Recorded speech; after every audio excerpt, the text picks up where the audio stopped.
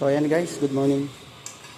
So nagluto kami ng tinola para sa ating mga trabahador na nag-ano ngayon. Nagbubuhos ng ating bahay. So ito meron pa kaming nahilan. Ayan, tinola. Ayan. Yun ang binubuhusan nila sa taas.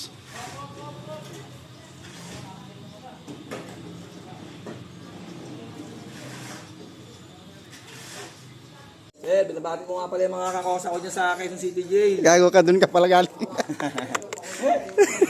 Lahat ng mga kakosa ko dyan sa mga batang City Jail. Loko-loko. Kay Mayores Magaypo. Ano kaya masarap? Masarap. Isesend ko to kay tatay, ano? Kay Forman. Por! Taga dito. Oo. Tatay. Nag-almusal ba kayo, Nina?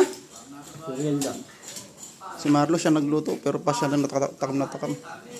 Wala nang gana kumain. So, ayan guys, balik sa trabaho. Tapos na silang magtanghalian. Araro.